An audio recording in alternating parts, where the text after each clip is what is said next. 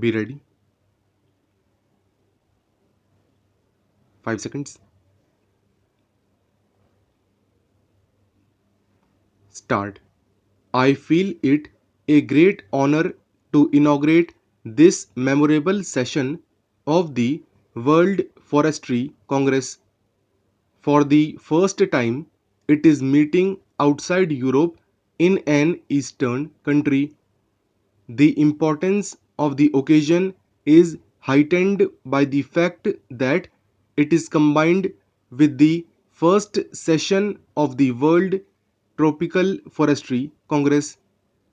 It is fitting that the first of what I hope may be a regular series of tropical forestry congresses should be held in India, which has been working in this difficult field of forestry for close on a century. I am therefore happy that the offer of the Government of India to undertake responsibility for holding the fourth World Forestry Congress was accepted by the Food and Agriculture Organization. That organization has extended its full cooperation in the difficult task of organizing the Congress, for which we are deeply grateful. I believe we have here today as representative gathering of world foresters and technicians connected with wood-based industries as has ever assembled in any place before. Delegates from 51 countries and representatives of a number of organizations such as the Food and Agriculture Organization, UNESCO, and ILO are present at this inaugural session. It is a matter of gratification that even countries which are not members of the FAO have considered the Congress important enough to send strong delegations to participate in its discussions. In the name of India, I extend to all the members of the Congress a most cordial welcome. Many of them have taken part in the excursions which were organized in the different parts of the country. I hope they have been able to see something of our forestry activities and of the art and culture of this ancient land. It is appropriate, I think, that the Congress meets at Dehradun, which is universally recognized as the headquarters of Indian forestry. The Forest Research Institute, in whose convocation hall we are assembled today, is one of the oldest institutions of research and education in the country, dating back as it does to 1878 when it started as a modest school for training forest rangers.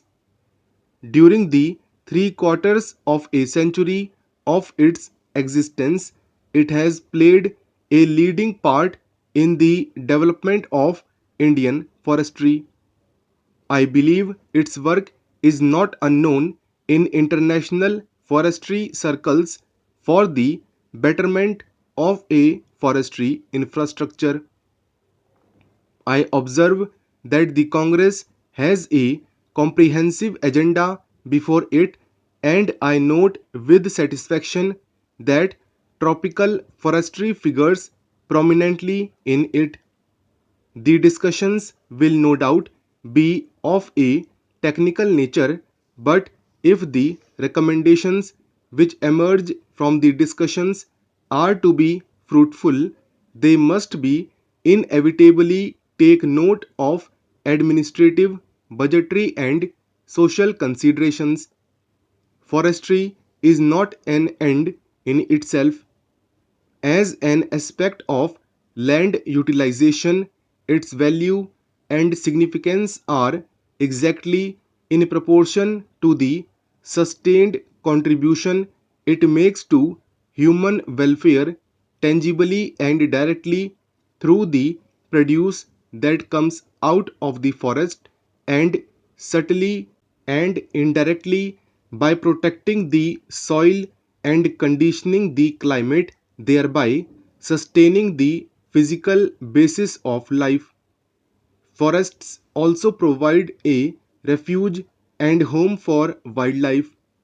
In the end, they have a great recreational and aesthetic value.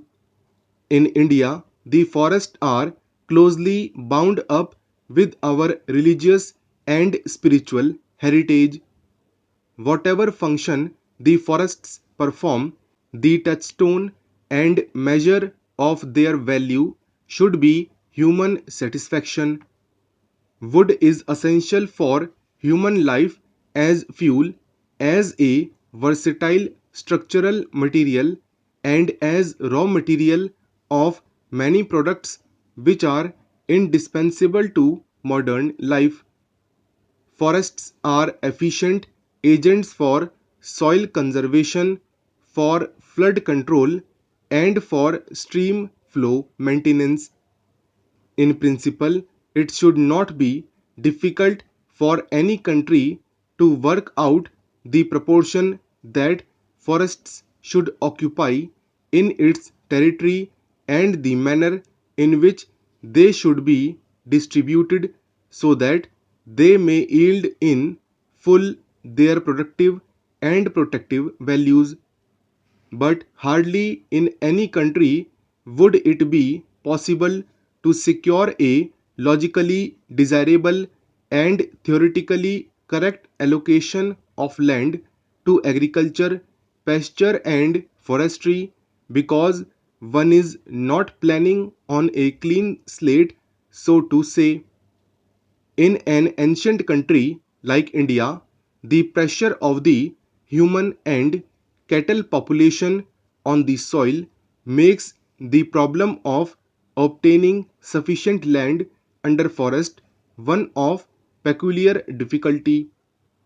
An approach to the target fixed can often be made by afforesting wastelands, by rehabilitation of waste woodlands, and by encouraging village forestry.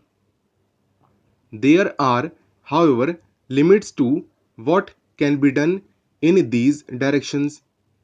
Every country has to strike a balance between the competitive claims of agriculture, animal husbandry, and forestry for use of the land for productive purposes, and this balance must, in the last resort, be based on considerations of what is practically possible in a given set of conditions rather than on what may be theoretically desirable. In the older countries, it may happen that the area under forest plus the area available for afforestation is less than what is considered the desirable minimum now.